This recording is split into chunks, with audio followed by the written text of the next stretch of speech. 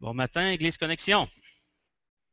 On est, euh, on est, euh, on est content ce matin. En tout cas, je suis content et en même temps nostalgique qu'on termine notre série dans les Actes, le livre des Actes des Apôtres, en mission pour Jésus.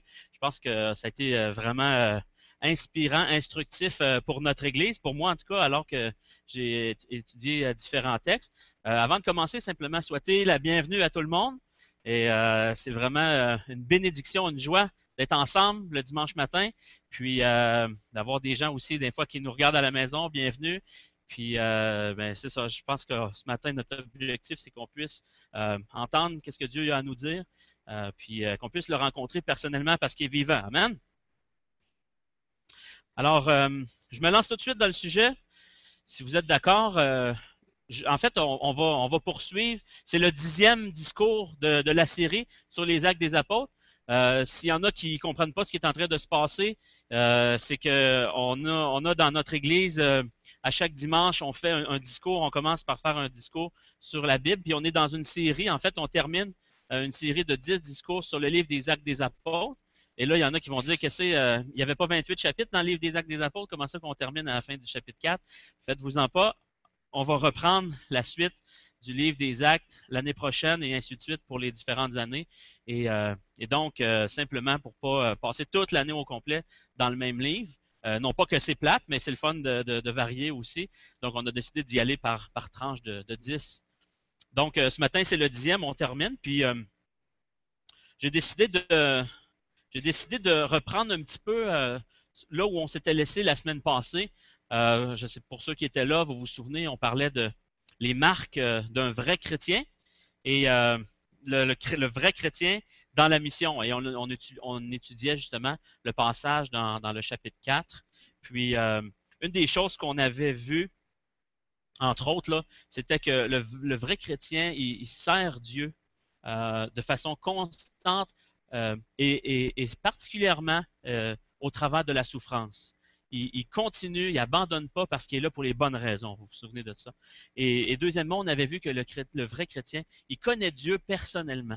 Alors, il ne connaît pas simplement des choses sur Dieu parce qu'il en a entendu parler, parce qu'il est capable de dire une série de vérités, mais il y a une expérience personnelle, une relation personnelle avec Dieu, avec Jésus. Et, euh, et ça, c'est une des marques d'un vrai chrétien. Et c'est une des choses qui va venir le nourrir et qui va démontrer, qui va manifester qu'il a vraiment vécu la nouvelle naissance en Jésus. Et là, il y avait un point qu'on n'avait pas eu le temps de faire, qui était au verset 31 du chapitre 4. Puis ensuite, on va continuer. Donc, on va partir du verset 31. Je vais vous en faire la lecture. Puis ensuite, on va regarder principalement 2 points aujourd'hui. Le vrai chrétien expérimente Dieu périodiquement et il le manifeste qu'il est un vrai chrétien par sa générosité. Alors, on va trouver ces points-là dans le texte. Puis, j'aimerais ça vous en faire la lecture. Donc, prenez vos Bibles si vous les avez. Sinon, vous aurez le texte affiché ici en haut. Alors, on est dans le livre des Actes des Apôtres ou les Actes du Saint-Esprit, dépendamment comment on l'aime l'appeler. Et on est au chapitre 4, puis on termine le chapitre 4, donc on va lire les versets 31 jusqu'à 37.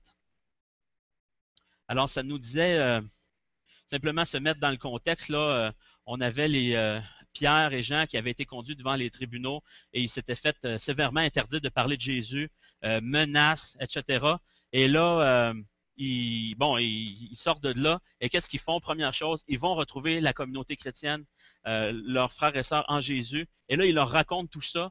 Et la réaction des vrais chrétiens, la réaction devant la souffrance, devant les menaces, qu'est-ce qu'ils font? Ils s'en vont en priant tout de suite. Et ils vont implorer Dieu, à cause de qui tu es, à cause que tu es celui qui a le contrôle sur les événements, à cause que tu es le saint, etc. Mais voici, on ne te demande pas que tu changes nos circonstances, mais que tu changes notre cœur pour nous donner l'assurance de pouvoir annoncer ta parole, puis que ta parole puisse continuer d'être annoncée. C'était ça qui était important pour eux. Et donc, alors qu'ils priaient, quand ils ont eu terminé, verset 31, ça dit, quand ils ont prié, l'endroit où ils étaient rassemblés tremblant. Et on avait vu la semaine passée que le sol qui tremble représente justement Dieu qui vient dans sa présence, en leur présence justement. Et, euh, Et donc le sol a tremblé. Ils furent tous remplis du Saint-Esprit et ils annonçaient la parole de Dieu avec assurance. Verset 32. La foule de ceux qui avaient cru n'était qu'un cœur et qu'une âme. Personne ne disait que ses biens lui appartenaient en propre, mais ils mettaient tout en commun. Avec beaucoup de puissance, les apôtres rendaient témoignage de la résurrection du Seigneur Jésus et une grande grâce reposait sur eux tous. Il n'y avait aucun nécessiteux parmi eux. Tous ceux qui possédaient des champs ou des maisons les vendaient, apportaient le prix de ce qu'ils avaient vendu et le déposaient aux pieds des apôtres. Et l'on faisait des distributions à chacun en fonction de ses besoins. Et verset 36, Joseph, celui que les apôtres surnommaient Barnabas, ce qui signifie fils d'encouragement, c'était un lévite originaire de Chypre. Lui, il vendit un champ qu'il possédait, apporta l'argent et le déposa aux pieds des apôtres. Alors, je vous invite, si vous voulez, avec moi, à vous courber, qu'on puisse prier, que Dieu puisse nous parler ce matin. Alors, Seigneur Dieu, on vient devant toi ce matin encore pour ouvrir ta parole, en reconnaissant que ta parole, la Bible, est vraiment la vérité.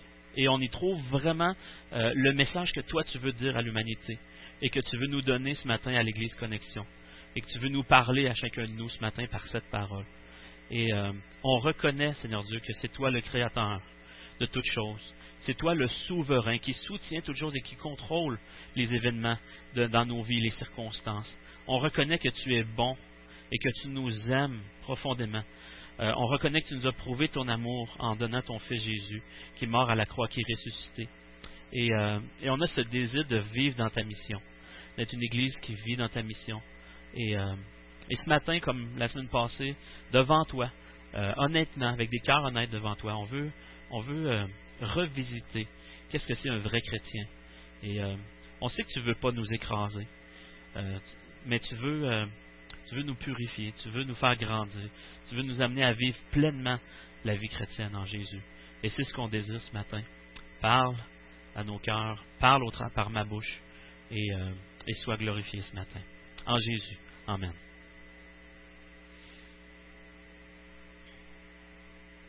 Ouais. Donc, un vrai chrétien, en poursuivant sur la semaine passée, un vrai chrétien, simplement mentionner aussi, quand je dis vrai chrétien, c'est que c'est possible, comme j'avais dit, c'est possible de dire « je suis chrétien ». Okay? N'importe qui peut dire « je suis chrétien ». De la même façon que quelqu'un peut, comme je disais l'exemple des sarraux, dans un pays où est-ce que tous les médecins doivent obligatoirement porter un sarrau blanc, mais c'est permis pour tout le monde d'en porter, mais c'est pas parce que quelqu'un arrive et il dit « moi j'ai un sarrau blanc puis je suis médecin », c'est pas parce qu'il dit puis qu'il porte un sarrau blanc qu'il est nécessairement un médecin. D'accord avec ça? Et on est dans un pays qui était, au Québec, je pense qu'on est rendu post-chrétien, mais c'était quand même majoritairement, puis encore aujourd'hui, majoritairement, les gens se disent chrétiens. Et donc, c'est pas tout de se dire chrétien puis de dire parce que j'ai mon sarrau blanc, parce que je vais à l'église, parce que je connais certaines choses sur Dieu, parce que je pratique certains rituels, que je suis nécessairement un chrétien. Alors la Bible nous montre qu'un vrai chrétien, il y a des marques dans sa vie qui va démontrer, qui va le manifester. C'est pas par ces marques-là que tu deviens chrétien. C'est pas en commençant à porter un sarrau blanc que tu deviens médecin. Mais si vraiment tu es médecin, tu es obligé de porter le sarrau. Si vraiment tu es chrétien, il y a des choses qui sont nécessaires dans ta vie. OK? Pour le démontrer. Et c'est ça qu'on fait ce matin. Donc, c'est une évaluation pour chacun. Même si ça fait 30 ans que tu dis que tu es chrétien, ça fait 1 an, ça ne fait pas de différence. Tout le monde, c'est sain à un moment donné de se poser la question puis de s'évaluer devant Dieu, puis de dire, j'ai des choses à ajuster, j'ai des aspects que j'ai besoin de grandir pour vivre pleinement la vie chrétienne comme un vrai chrétien. Amen? Alors, c'est ça qu'on fait ce matin. Et le premier point qu'on va regarder en continuité avec ce qu'on a vu la dernière fois, c'est qu'un vrai chrétien, il va expérimenter Dieu périodiquement. Attention, l'expérience. Il y en a qui n'aiment pas ça, l'expérience. Il faut que ça soit vérifiable, des faits, etc. Mais là, ici, ce qu'on voit, c'est qu'un vrai chrétien va vraiment expérimenter des choses avec Dieu. Et ça va être vrai. Ça va être vivant, puis ça va même être émotionnel. Pas juste intellectuel. Au verset 31, ça nous dit que après avoir prié, les disciples furent remplis du Saint-Esprit. Et qu'est-ce que ça a eu comme conséquence? C'est que ça leur a amené vraiment une expérience forte, spirituelle, où ils ont été remplis du Saint-Esprit. Et ensuite, ils ont commencé à annoncer la parole avec assurance, etc. Et on va voir le résultat que ça a eu au niveau de leurs finances. Et parce qu'ils ont servi Dieu avec persévérance, avec constance, et qu'ils ont une relation personnelle avec lui, ben en fait, le résultat, quand tu as une relation avec Dieu, que tu persévères, que tu te donnes à Dieu, qu'est-ce que Dieu fait? Il te remplit de sa présence. Il te remplit de son esprit. Et ça a des effets. C'est quoi ça? Être rempli du Saint-Esprit. Qu'est-ce que ça veut dire? Quand Pierre il devait parler devant le conseil, devant les tribunaux, ça nous dit qu'il a été rempli du Saint-Esprit. Et ensuite, il a parlé. Ça semble indiquer dans un sens qu'il était vide. Si tu peux être rempli de quelque chose, c'est que tu étais vide à quelque part. Il y avait de la place pour être rempli. Mais quand ça nous dit que Pierre a été rempli, ça ne veut pas nécessairement dire qu'il était vide dans le sens qu'il vivait dans le péché, puis qu'il avait vraiment besoin de changer sa vie, etc. Non, il était quand même en train de servir Jésus, puis il a été porté devant les tribunaux.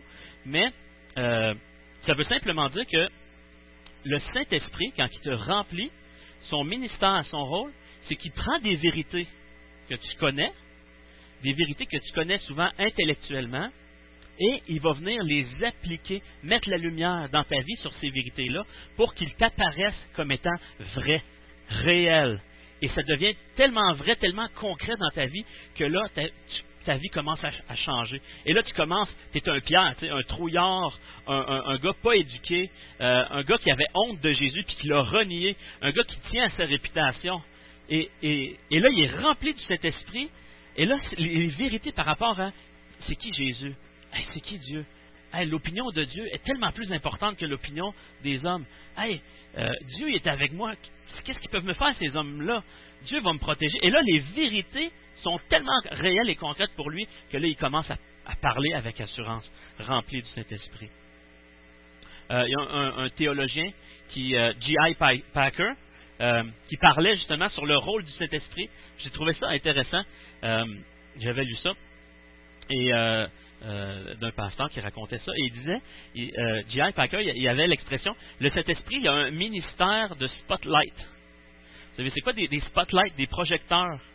Il y a ce ministère-là de spotlight dans notre vie. Okay, imaginez-vous, tu te promènes là, dans le temps des fêtes, c'est le fun, peut-être vous avez déjà fait ça, tu vas dans le plus beau quartier de la ville, et là, tu vas marcher pour voir les maisons, puis voir les décorations. Puis là, à un moment donné, tu marches sur le trottoir, puis tu tournes un coin de rue, puis là, tu vois la grosse maison, c'est magnifique, etc. Et souvent, les belles maisons, il y a quelque chose, c'est qu'il y a souvent des lumières, des spotlights pour mettre en valeur la maison, puis même la nuit, la maison, elle ressort du lot à l'éclair. Et là, tu tournes le coin de rue, puis là, tu vois cette maison-là, et la première chose que tu dis, c'est pas comme hey, regarde les belles lumières, le globe, la façon qui est vissée dans le mur, c'est vraiment extraordinaire. Cette lumière-là, le travail qu'elle fait, c'est pas la première chose que tu remarques. La première chose que tu remarques, c'est quoi? La belle maison.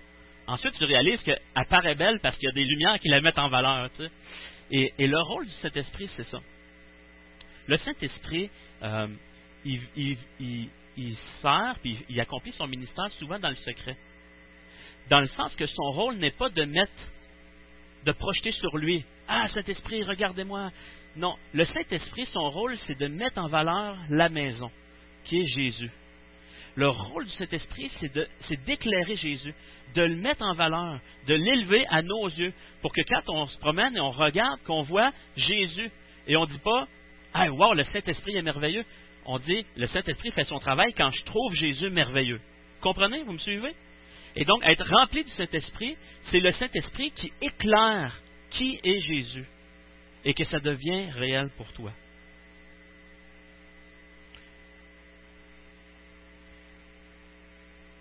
Alors, qu'est-ce que le Saint-Esprit met en valeur sur Jésus? C'est généralement la même chose. Hein? Il va mettre en valeur sa personne, sa divinité, qui il est dans sa personne, dans son essence. Il est le Dieu créateur. Il est le souverain. Il est le saint. Le Saint-Esprit va mettre en valeur la vie parfaite de Jésus. Comment est-ce qu'il a vécu toujours sans péché. Il va mettre en valeur ses souffrances. Il va mettre en valeur ses enseignements. Il va mettre en valeur surtout sa mort à la croix, son ensevelissement, sa résurrection. Il va mettre en valeur ses promesses, le fait qu'il va revenir. Ça, c'est le Saint-Esprit qui fait ça. Son but, c'est de nous faire paraître Jésus comme étant le plus beau possible. Et donc, on veut savoir dans notre Église, est-ce que le Saint-Esprit est à l'œuvre? Tu n'as pas besoin de voir, hey, on lève-tu les mains, puis on vit-tu des miracles, etc. Non, c'est pas parce que tu vois le Saint-Esprit dans une Église que le Saint-Esprit est à l'œuvre. Qu'est-ce qui va te démontrer que le Saint-Esprit est à l'œuvre dans une Église? Est-ce que Jésus est beau? Est-ce que les gens aiment Jésus? Est-ce que les gens trouvent Jésus merveilleux? Est-ce que les gens connaissent Jésus?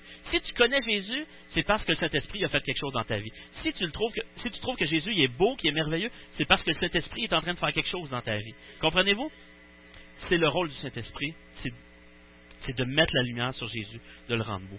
L'exemple il y a plusieurs personnes ici qui sont mariées, d'autres vous pouvez comprendre, mais souvent, tu es marié avec une personne, puis bon, peut-être les premières années, c'est comme, c'est la vie en rose, puis tout ça. À un moment donné, le quotidien, il embarque, puis tu es marié, c'est une vérité, tu es toujours marié à tous les jours, du matin jusqu'au soir, même quand tu dors, mais le fait que tu es marié n'est pas toujours aussi vrai, aussi réel, aussi concret. Les émotions sont pas toujours là, pas vrai?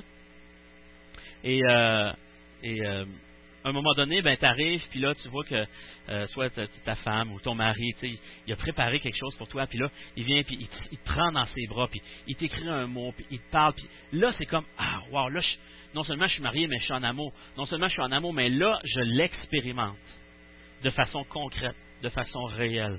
Je ne suis pas plus marié que je l'étais avant, mais là, je le vis, j'en fais l'expérience. Et un vrai chrétien va expérimenter Dieu de cette façon-là. Même si tu es toujours chrétien, dans un sens, un vrai chrétien est toujours chrétien, mais il va expérimenter Dieu, comme dans un mariage, de façon sporadique, avec des moments d'intensité, des highs spirituels qu'on peut appeler. Un moment où est-ce que tu es rempli du Saint-Esprit, puis là, wow, Jésus, il t'apparaît de façon tellement, wow, il est grand, il est merveilleux. Tu as un high spirituel. Ça, c'est le rôle du Saint-Esprit dans notre vie. Il prend les vérités que tu connais en théorie sur Jésus, son amour, le fait qu'il t'accepte tel que tu es, le fait que Jésus est mort pour toi, le fait que Jésus est ressuscité et qu'il veut t'amener à vivre cette résurrection-là, le fait que Jésus est toujours présent dans ta vie et que tu n'es jamais seul, le fait que Jésus te donne sa justice puis que quand Dieu te regarde, il ne te voit pas comme un pauvre pécheur sale, il te voit comme étant propre, pur, saint, comme Jésus l'était. Toutes ces vérités-là sur Jésus, le Saint-Esprit les prend dans ta vie et te les amène à les comprendre, à les voir et à les expérimenter, allant même jusqu'à émotionnellement. Tu expérimentes son soutien et son amour de façon tellement intense que ça change tes émotions. Tu te sens plus abattu, tu te sens plus coupable, tu te sens plus honteux. La peur s'en va. Tes émotions changent quand le Saint-Esprit te remplit pour faire cette œuvre-là. Vous avez déjà vécu ça? Ça fait partie de votre vie. Peut-être pas tout le temps, mais ça fait partie de votre vie. Parce qu'il y a une réalité qui est là. Hein? Peut-être que certaines personnes présentement disent « Ah oui, il me semble que c'est ça que je vis présentement. Ah, il me semble que c'est ça que j'ai vécu cette semaine. Cette semaine, il me semble que Jésus était tellement réel, tellement vrai pour moi. » Puis, des fois, là, on a des rencontres, on se partage un peu qu'est-ce qu'on vit avec Jésus. Puis là, tu as le gars ou la fille qui est là puis qui dit hey, « Moi, Jésus, là, je pense toujours à lui, je le sens à tous les jours, tout au long de ma journée, il est vrai, il est réel, j'y parle, il me répond, il me soutient, je sais qu'il m'aime, etc. » Puis là, tu as l'autre chrétien à côté qui dit « Moi, c'est pas mon expérience là présentement. Il me semble que c'est pas ça que je vis. Là. Je suis pas dans un high, je suis dans un down. » Ça ne veut pas dire que tu n'es pas chrétien. Okay? Les highs spirituels, le fait d'être rempli du Saint-Esprit, Pierre il avait été rempli du Saint-Esprit devant les tribunaux. Pas longtemps après, il est encore rempli du Saint-Esprit après la prière. Puis on va voir quand tu lis les actes que souvent, encore rempli du Saint-Esprit, encore rempli du Saint-Esprit, encore rempli du Saint-Esprit. Coudonc, c'est-tu parce qu'il est percé puis ça se vide ou... Non, ça fait partie de l'expérience normale d'un vrai chrétien. De vivre des highs comme ça, spirituels, où est-ce que Dieu vient puis il te fait expérimenter sa présence d'une façon miraculeuse un peu, d'une façon spéciale, d'une façon émotive même dans ta vie. La réalité, c'est qu'un chrétien n'est pas toujours sur le high. La réalité, c'est que ça change d'une personne à l'autre. Et que tu... Puis la bonne nouvelle dans ça, savez-vous, c'est quoi? C'est que tu mesures pas le fait que tu es chrétien par le nombre de highs spirituels que tu peux avoir. Ça, c'est la bonne nouvelle. La bonne nouvelle, à matin, là, parce que là, il y en a qui disent, yes, je savais que j'étais chrétien, j'ai ça, moi, des highs. Puis il y en a d'autres qui disent, il me semble, ça fait longtemps que j'ai pas de high, tu sais. Il me semble, j'aimerais ça être rempli du Saint-Esprit. OK, on peut être à différents niveaux là-dedans, mais la bonne nouvelle, OK, dans le passage, c'est que c'est pas le fait d'être rempli du Saint-Esprit dans ce sens-là, c'est pas le fait de vivre un high spirituel qui fait de toi un chrétien. La bonne nouvelle, c'est que Jésus est mort à la croix, que lui a été sur le high toute sa vie. Il a été rempli du Saint-Esprit constamment, et qui est mort à la croix à notre place, et qui a été sur le high à notre place. Et là, aujourd'hui, devant Dieu, c'est parce que Jésus est mort à la croix qu'on peut être sauvé, qu'on est un vrai chrétien. Wow, ça c'est la bonne nouvelle. Jésus l'a fait à ma place. J'ai pas besoin de pomper mes émotions, là, puis de me dire, il faut que je le vive, puis il me semble les autres, ils pleurent, puis moi, je pleure jamais dans la prière, comment ça, tu sais, puis il faudrait que je pleure un peu, puis lui, il lève ses mains quand il loue le Seigneur le dimanche, il faudrait que j'essaie de lever mes mains, tu sais, pour, il me semble que ça revienne. Non, t'as pas besoin de te pomper, de te craquer pour essayer de te convaincre que tu es chrétien. Ce qui fait de toi un chrétien, c'est l'œuvre de Jésus à la croix, sa résurrection, sa mort, sa résurrection, et est-ce que tu crois ça? Est-ce que tu crois ça? Est-ce que tu te reposes dans cette vérité-là? C'est pas tout le monde qui ont le même niveau d'émotivité, hein? Tu sais, souvent les gars, là, c'est comme, ouais, moi, non, je pleure jamais. Moi, j'ai jamais vécu ça, là, tu sais, de voir que, wow, Jésus, tu sais, puis il y en a qui disent, ouais, moi, c'est plus tough, tu sais, ça me vient moins naturellement. Il me semble que quand je prie, c'est plus intellectuel. Quand je lis ma Bible, c'est intellectuel, tu sais, puis je fais mon cheminement, mais c'est rare, tu sais, ça me vient pas facilement, moi, d'être émerveillé, puis d'avoir les frissons en entendant les chansons, ça me vient pas naturellement. Il y en a d'autres, c'est comme, tout le temps, c'est des boules d'émotions, tu sais, ils sont tout le temps sur la ils ont d'autres difficultés, eux autres aussi. Alors, chacun a leurs difficultés, mais c'est pas l'idée de mettre une norme ici. Mais, simplement de dire que le fait d'être rempli du Saint-Esprit fait partie du parcours normal de tout vrai chrétien. Ça fait partie du parcours normal. Si tu l'as jamais vécu, ben là, je suis pas en train de dire que tu n'es pas chrétien. Parce que c'est pas ça qui fait de toi un chrétien. Mais je suis en train de dire, le Saint-Esprit veut te remplir.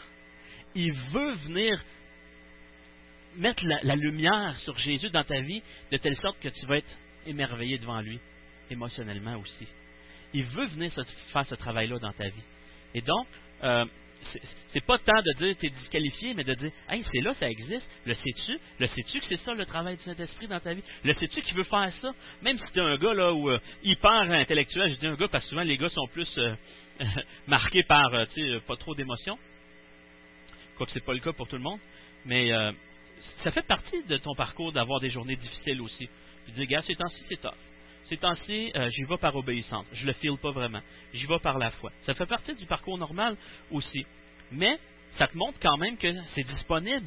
Et quand tu es dans un bout plus tough, quand tu es dans un down, quand tu y vas plus par la foi puis par l'obéissance, puis de dire je le sais, je le file pas à matin, il me semble que Dieu n'est pas là, il me semble que Dieu n'entend pas mes prières, il me semble que je la trouve tough ces temps-ci, mais je sais, intellectuellement, je sais que Jésus est vivant, je sais qu'il est mort à la croix, je sais qu'il est ressuscité, je sais qu'il m'a sauvé, j'avance, je continue, je persévère, c'est ça un vrai chrétien.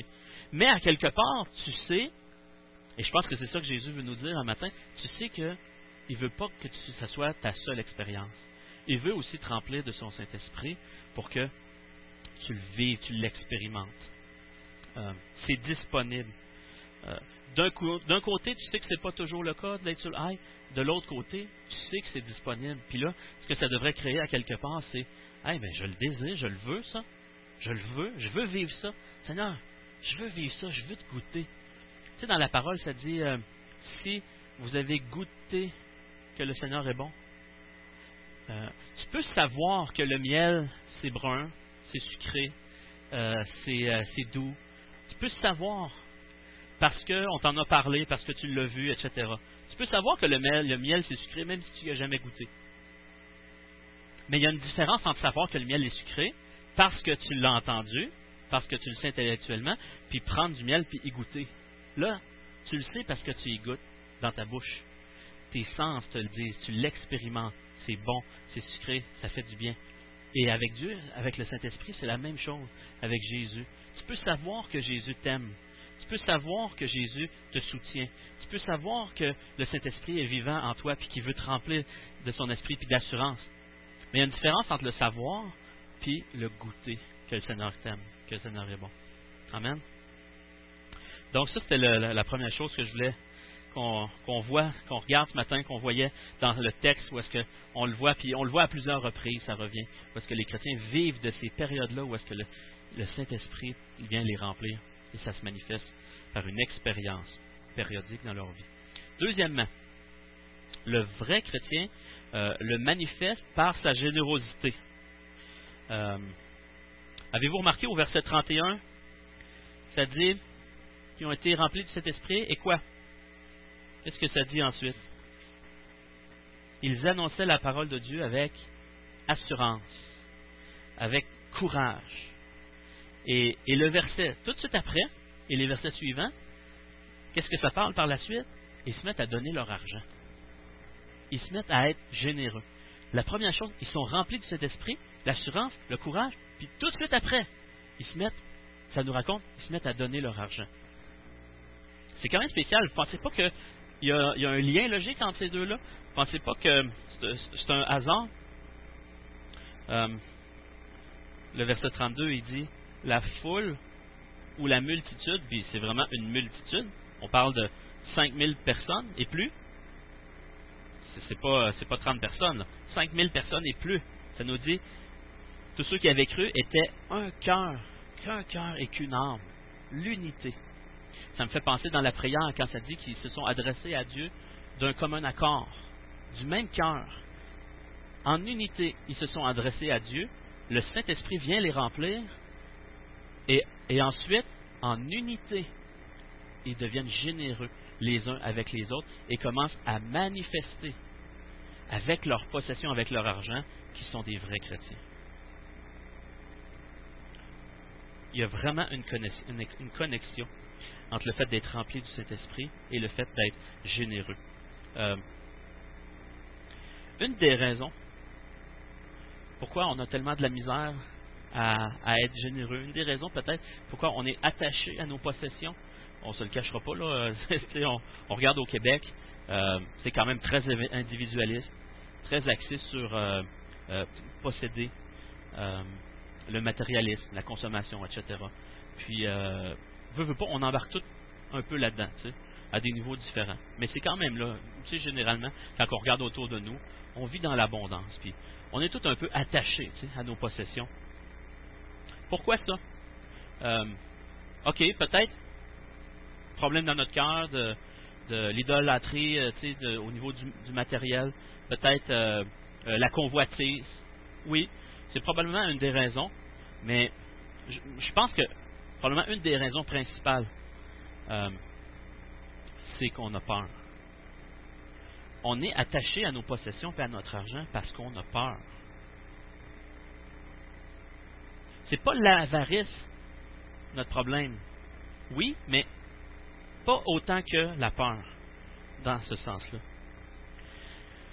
Quand le Saint-Esprit est rempli, comme on le voit ici, et que là, Jésus devient tellement réel et vivant dans ta vie, dans ton cœur, que Dieu, sa puissance, son contrôle sur les événements, ils se sont rappelés, les disciples, dans la prière, comment est-ce que Dieu avait fait tourner, quand Ponce et Pilate, etc., se sont ligués contre Jésus pour le crucifier, l'assassiner, et comment Dieu a fait tourner cette situation-là pour le bien de toute l'humanité, comme étant la plus grande bénédiction que le monde ait eue, c'est que Dieu est mort à la croix pour nos péchés. Wow!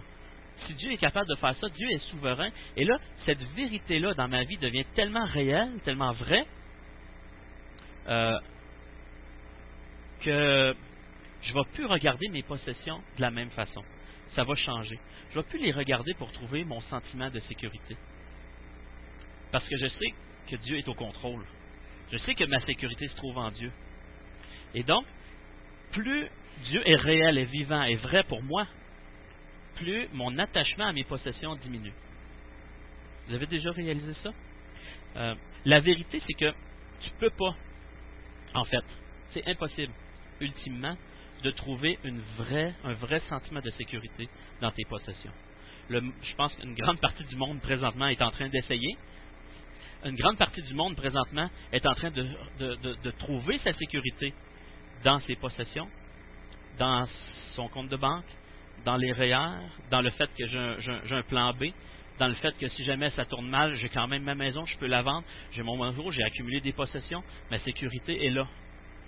Il ne peut rien m'arriver dans la vie. Je devrais m'en sortir parce que je possède suffisamment. Ça, cette pensée-là, c'est de dire ma sécurité se trouve dans mes possessions. Mais ce que je vous propose, c'est que la vraie sécurité est impossible à trouver dans nos possessions. Vous savez pourquoi? Parce que tu ne les possèdes pas vraiment. Puis ça peut passer au feu comme ça. Tu peux te les faire enlever comme ça. Tu peux perdre ta job demain matin, tomber malade. La bad luck, là, la pire bad luck que tu peux t'imaginer, là, tu sais, qui gâcherait ta vie, elle peut t'arriver. Tu peux penser que ça ne t'arrivera pas, puis vivre dans le déni comme ça, puis trouver ta sécurité. Mais la réalité, c'est que tu ne seras jamais sécure. Et là, tu commences à avoir peur de perdre. Et là, tu commences à prendre la place de Dieu, puis à contrôler, et à fermer ta main sur tes possessions. Parce que tu ne peux pas t'imaginer perdre ces choses-là, parce que si tu perds ces choses-là, si tu perds ton travail, si tu perds ton coussin dans ton compte de banque, si tu perds ce revenu-là, si tu perds, etc., qu'est-ce qui va arriver de toi? Est-ce que je vais être en sécurité? Moins que Dieu est spirituellement vrai pour toi, avec toutes ses qualités, ses attributs, plus il est flou pour toi, et plus c'est loin dans ta vie, dans ton cœur. C'est une vérité qui est là le dimanche matin, mais pendant la semaine, c'est pas vraiment une réalité dans ta vie. Plus ton attachement aux possessions va être forte. Vous avez déjà réalisé ça?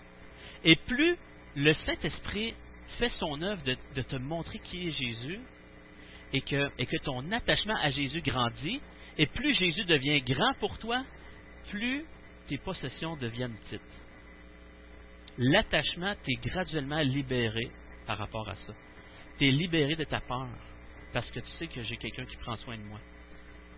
J'ai plus peur parce que Dieu possède toutes choses dans le monde. S'il est capable de créer le monde, s'il est capable de me donner ce que j'ai jusqu'à maintenant, il est capable de m'en donner 100 fois plus s'il veut. Il est capable de me faire vivre avec tellement. S'il est capable de nourrir un peuple de plusieurs millions de personnes dans le désert avec je ne me rappelle plus c'est quoi la sorte d'oiseau, là, qui volait, il les attrapait, il mangeait de la viande et il buvait de l'eau, etc. S'il est capable de faire ça, il est capable de prendre soin de moi. Et plus Dieu devient vrai et réel pour toi dans ton cœur, plus l'attachement diminue avec tes possessions.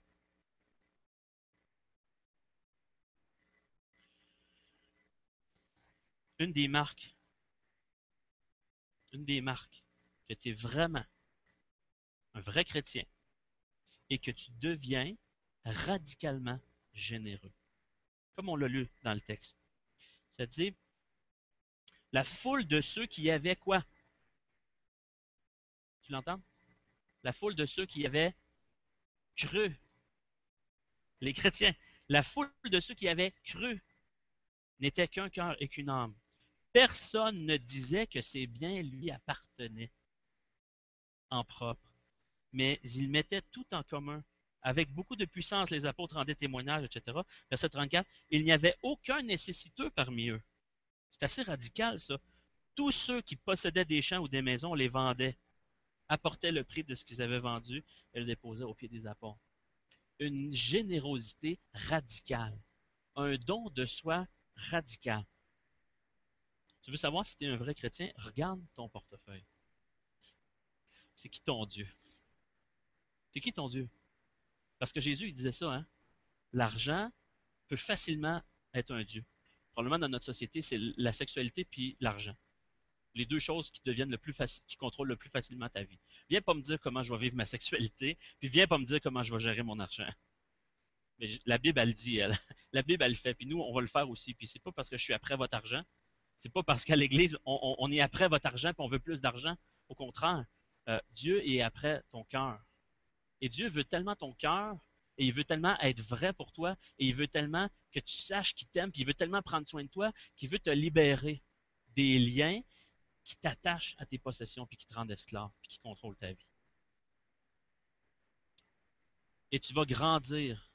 Tu vas grandir dans ta générosité, année après année, alors que tu expérimentes de plus en plus la présence de Dieu, son amour, alors que tu comprends et que le Saint-Esprit te fait voir Jésus comme étant de plus en plus grand et merveilleux, alors que son œuvre à la croix devient tellement vraie et réelle pour toi, plus tu expérimentes Dieu, plus tu deviens généreux. Graduellement, en grandissant, au travers des années dans ta vie, le vrai chrétien, il grandit dans sa générosité. Donc, ce que j'aimerais faire, c'est simplement parler un petit peu de ça, la générosité. En mentionnant encore que le but n'est pas d'aller chercher plus d'argent dans votre portefeuille. C'est pas ça que Dieu veut, en fait, parce qu'on va voir qu'il y a différentes façons de donner qui ne fait même pas plaisir à Dieu. Mais Dieu veut ton cœur. Dieu veut notre cœur, comme il y avait celui de ses disciples-là. Et s'il y a ton cœur, là, ce qu'on est en train de dire, c'est que ça va se manifester par la générosité. Et donc, la générosité dans ta vie devrait manifester différentes choses. OK? Donc, ce que la générosité dans la vie d'un chrétien manifeste, premièrement, manifeste la présence du Saint-Esprit, comme j'en parle depuis tout à l'heure. Ça prend une expérience spirituelle, à quelque part, pour être capable de devenir généreux radicalement, comme on le voit dans la Bible. Ça prend une expérience, à quelque part. Tu ne peux pas juste essayer de te convaincre intellectuellement, puis commencer à essayer de vivre ça. Ça ne va pas fonctionner, tu ne vas pas toffer, ça va être difficile, ça va être plate, puis ta vie chrétienne va être horrible. Puis tu vas te sentir constamment coupable, puis tu vas vivre dans une pression constante de devoir donner, puis c'est horrible. Puis plusieurs, c'est ça leur expérience jusqu'à date dans la vie chrétienne. Et plusieurs abandonnent finalement. Soit arrêtent de donner ou ils arrêtent d'être chrétiens. Ils se tournent vers d'autres choses. Tu sais. Et ça prend une expérience, à quelque part, de grâce. L'expérience de la grâce. L'expérience de la présence de Dieu. J'aimerais ça vous donner une histoire. Vous connaissez Noël s'en vient, là. Vous allez probablement voir à la télé l'histoire de Scrooge. Vous connaissez l'histoire de Scrooge? Non? Tu sais, là, moi, j'ai connu ça avec Walt Disney. C'était un canard, puis il y avait Mickey Mouse, puis tout ça, mais c'est un vieux roman de Charles Dickens, je pense, si ma mémoire est bonne. Dans les années 1800, quelque chose comme ça. Il y a eu des films qui ont été faits aussi là-dessus. Et, tu sais, le gars, là, euh, tu sais, il possède une grosse usine dans le village, très riche, et beaucoup d'argent. C'est lui, tu sais, le patron, c'est lui le boss de la ville. C'est lui le top de la ville, là. Tu sais et est tellement riche, tellement attaché à ses possessions, qu'il devient extrêmement avare, malicieux, insensible aux gens autour de lui. Aucune compassion. Il devient dur, puis plus que ça, il déteste vraiment la fête de Noël. Et ça passe à chaque année à Noël. Surveillez vos affaires, là, si vous ne connaissez pas l'histoire, vous manquez quelque chose là, dans votre culture là, générale. Mais, et là, qu'est-ce que. Hein? Ben, peut-être Picsou, ils l'ont déjà produit, là. Mais ouais, il ressemble à Picsou, mais c'est pas Picsou,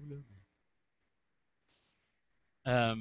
Et là, Scrooge, euh, non seulement il est attaché à son argent, mais il déteste la fête de Noël. Et il aime pas voir les gens se réjouir. Et il passe dans la rue, tu sais, puis il est toujours tout seul avec son argent, puis tout ça. Et puis là, il voit les gens, tu sais, dans les maisons joyeux, puis tout ça. Puis lui, ça le dérange de voir les gens qui sont joyeux, puis ça l'écoeure, puis il veut pas ça. Et là, à un moment donné, il y a un événement dans sa vie où est-ce que il est en train de s'endormir la veille de Noël, et là, il y a le fantôme de Noël qui vient le visiter, et là, qui va le transporter dans son passé, et il va l'amener à revoir comme étant à la troisième personne, il va voir les situations, et il va se voir. Et ensuite, il va voir, exemple, cet employé-là qui vient de clairer la veille de Noël, qui vit dans la pauvreté parce que lui, il n'est pas capable de payer ses employés. Et là, il va le suivre dans sa maison, puis il va voir toute sa tristesse, puis il va voir comment que ses enfants sont tristes, puis, et là, finalement, ce fantôme-là le transporte pour voir sa famille, les différents employés, lui-même, sa solitude, jusqu'à ce qu'il soit dans la vieillesse, puis il réalise qu'il est tout seul, sa vie est vraiment détruite, il est tout seul, personne l'aime, euh, et là, il voit la misère qu'il a faite autour de lui, et puis comment est-ce qu'il était attaché à son argent, puis tout ce qu'il aurait pu faire avec son argent, et là, les remords, les regrets commencent à venir dans son cœur, et là, il est vraiment détruit, puis là, finalement, il meurt, puis tout ça. Et là, il se réveille. C'est le matin de Noël. Et là, finalement, sa vie est transformée parce qu'il a vécu cette expérience-là. Et là, il y a comme une deuxième chance dans sa vie, un nouveau départ. Et là, on voit la transformation puis l'évolution du personnage. Et il se réveille, c'est le matin de Noël, et là, il commence intentionnellement à essayer de faire du bien avec son argent. Et il commence à comploter, à conspirer littéralement. Plug pour notre campagne, la conspiration de Noël, qui s'en vient bientôt. Mais littéralement, il commence à conspirer, et là, secrètement, il fait des plans, il manigance, pas pour aller tirer plus d'argent, il manigance pour donner plus. Et il n'attend pas que les gens viennent le voir pour lui demander de l'argent. Il le fait intentionnellement. Et là, là on le voit qu'il regarde par la fenêtre les familles, puis là, il leur donne des cadeaux, tu sais, puis sans qu'eux le sachent, puis là, il voit la surprise, puis là, tout le bonheur qu'il peut apporter aux familles. Et là, il commence à utiliser son argent pour faire du bien autour de lui, et dans un sens pour se racheter. Et la bonne nouvelle, c'est qu'avec la grâce de Dieu, on n'a pas à se racheter nous-mêmes, mais Jésus nous a rachetés. Jésus nous a rachetés et dans sa grâce, il nous offre cette seconde chance-là. Pas en fonction de ce qu'on est capable de faire, mais en fonction de ce que lui a fait. Et il nous offre de réaliser que hey, je suis pardonné et j'ai une seconde chance. Et je peux maintenant utiliser mes possessions d'une façon différente, avec générosité. La différence entre la générosité passive et la générosité active, vous savez, c'est quoi? Plusieurs personnes dans le monde sont généreux. Plusieurs personnes dans le temps des fêtes deviennent soudainement généreux. Pas vrai? Quand on a le marathon enfant sommeil, etc. La générosité passive, c'est celle qui attend qu'on demande. Donc, tu ne donnes pas à moins que quelqu'un vienne te demander. Tu es passif avec tes choses. Donc, tant qu'il n'y a pas quelqu'un qui vient te voir pour dire hey, tu me donnerais-tu ça, tu ferais-tu ça, tu fais rien. Et, et la générosité passive, elle va fonctionner quand tu vas aller utiliser la culpabilité. Donc, on te présente une vidéo avec des enfants qui ont des mouches dans le visage, des gros bedons, puis qui meurent de faim. Et là, ensuite, on te dit donne. Et là, toi, tu es chez vous dans ton gros lazy boy sur ton écran géant, etc. Puis là, tu te sens un peu coupable d'avoir autant. Et là, qu'est-ce que tu fais? Tu donnes. Tu donnes, et peut-être que tu donnes beaucoup.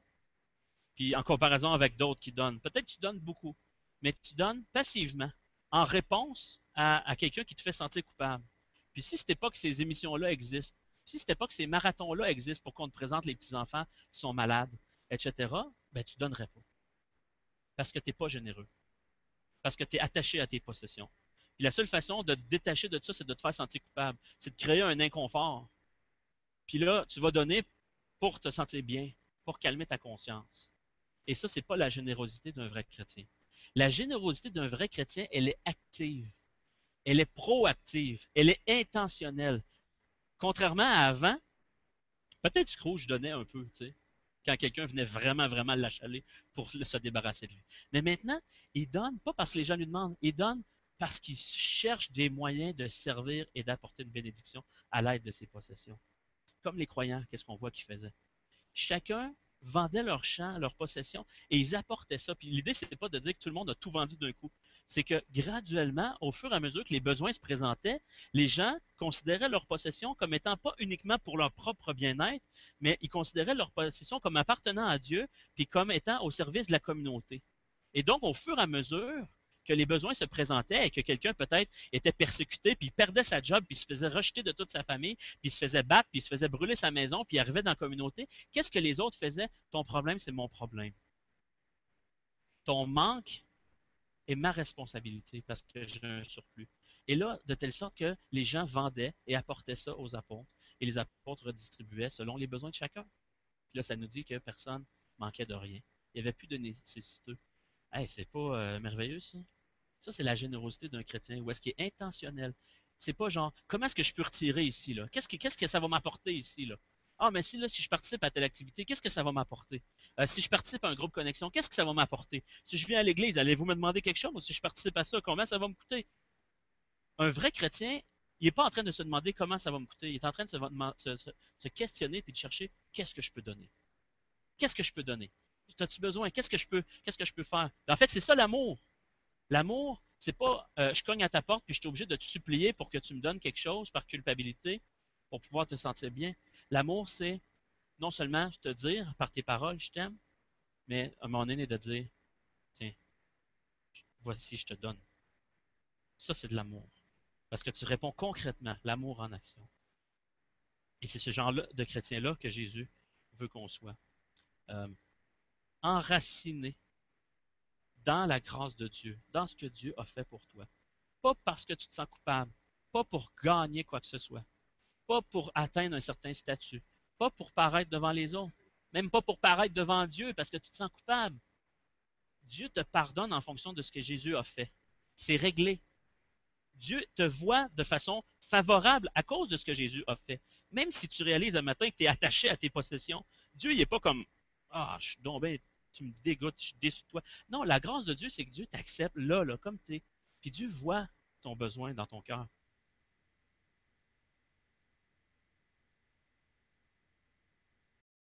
Puis Dieu voit tes peurs.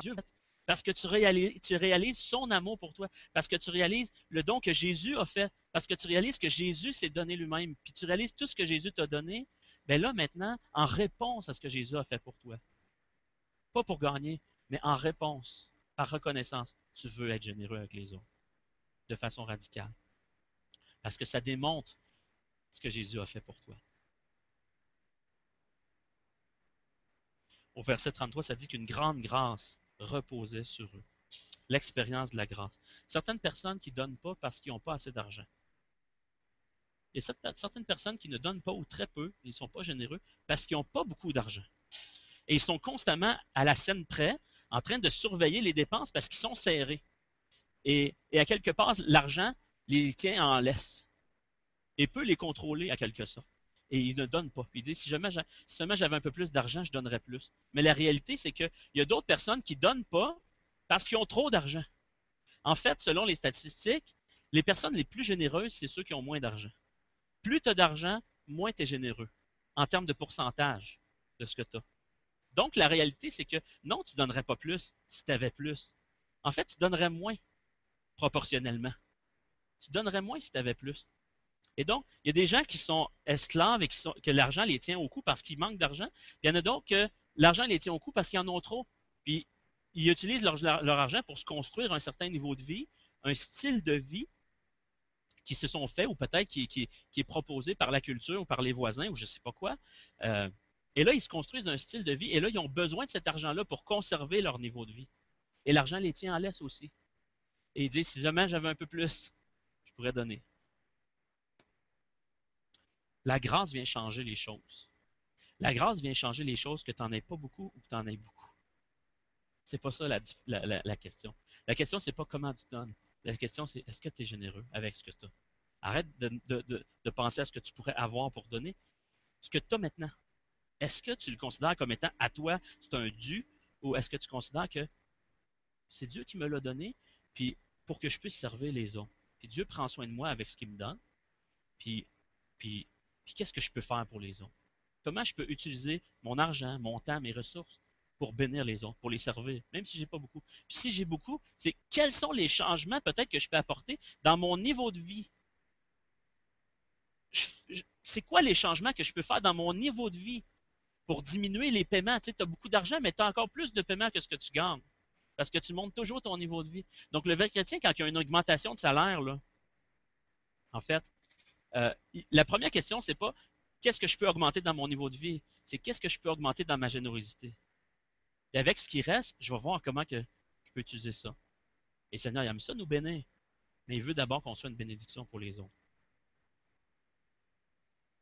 Parce que tu réalises que ton royaume n'est pas sur terre. Donc, tu apportes des changements dans ta vie.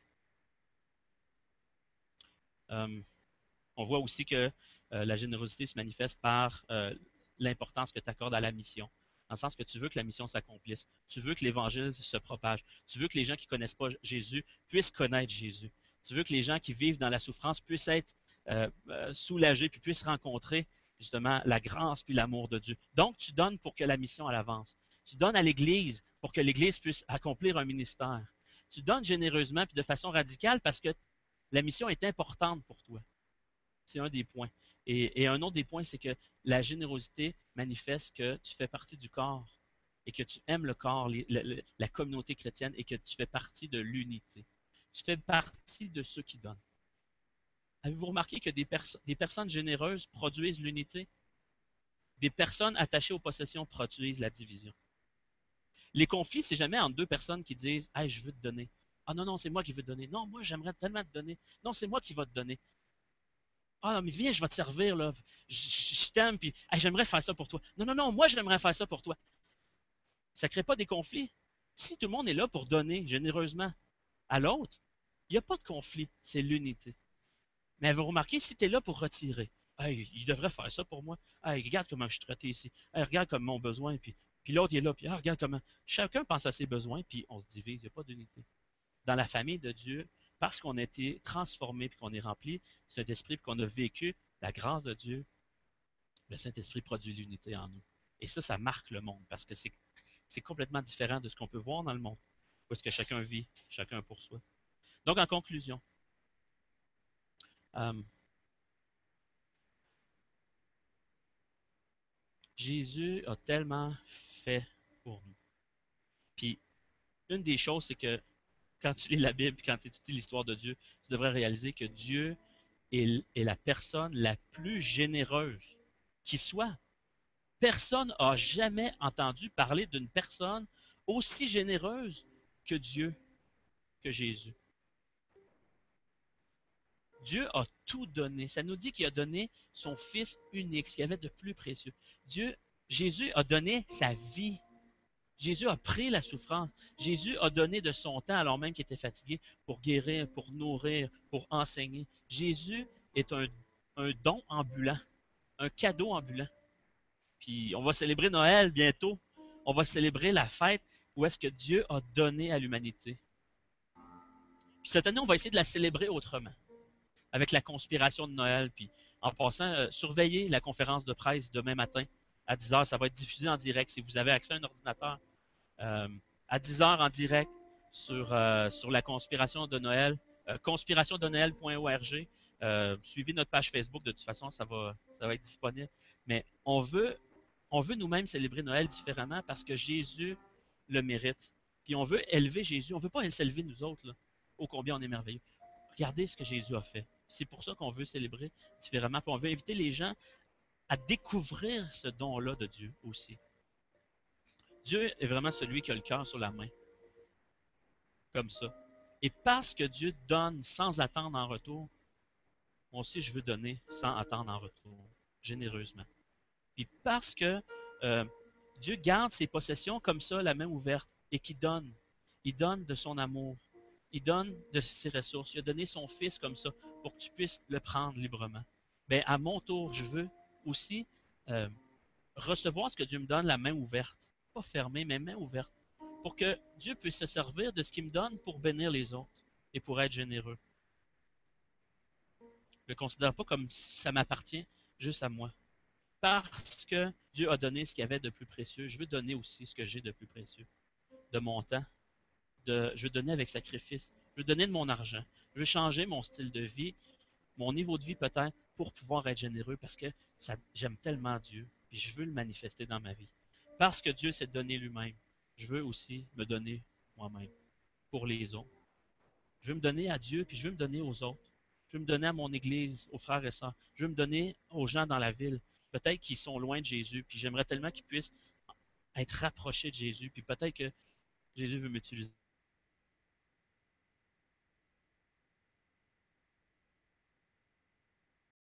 puis il veut t'utiliser. Célébrer ce que nous, on peut faire pour Jésus, mais célébrer ce que Jésus a fait pour nous.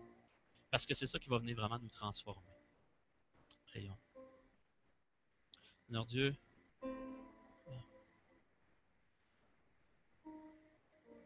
toi qui as tout donné à l'humanité, ton amour, ton Fils unique, celui en qui tu as mis toute ton affection, tu nous l'as donné, afin qu'il meure à la croix. Oh Dieu, ce matin, on est en même temps humilié de voir tout ce que toi t'as donné et de voir bien souvent comment nous, on peut vivre, puis les craintes, les peurs qui se trouvent dans notre cœur, comment on est attaché à nos possessions. Puis ça nous humilie. Mais en même temps, on se réjouit que tu as pourvu un moyen d'être pardonné en Jésus. Puis, même si on réalise ce matin qu'on a du chemin à faire, même si on a ce sentiment-là de honte, de culpabilité qui vient, on devrait peut-être donner plus. Merci que Tu ne nous condamnes pas. Au contraire, tu nous offres ton pardon. Puis tu nous offres d'expérimenter ta présence, d'être rempli du Saint-Esprit pour qu'on puisse être transformé. Pas pour que ça puisse nous glorifier, mais que ça puisse démontrer que tu es vivant, que tu es puissant, que tu es bon, que tu vaux la peine, puis que le monde puisse voir en nous, par nos vies, que tu es vivant. Dieu, on veut te prier pour cet événement-là, cette campagne de la conspiration de Noël. On veut te supplier que tu utilises ça entre tes mains comme étant un moyen de nous transformer nous-mêmes, puis de nous amener à grandir dans notre générosité, à grandir dans notre amour pour toi puis pour les autres, à nous amener à célébrer de façon plus vraie Jésus. Et on veut que le monde puisse le voir aussi. Et mets ta main sur cette conférence de presse, sur ces choses ces outils qu'on a à notre disposition, qu'on veut mettre à ta disposition. Et, et que Jésus puisse être élevé dans notre Église, dans notre ville, dans tout le Québec. Donne-nous l'humilité de te donner le mérite, de te donner la gloire. Puis amène des personnes qui ne te connaissent pas. Amène-les dans ton Église. Fais grandir ton Église comme on le voit dans le livre des Actes des Apôtres. Conduis-nous en mission, Jésus. Amen. Je vais inviter l'équipe musicale.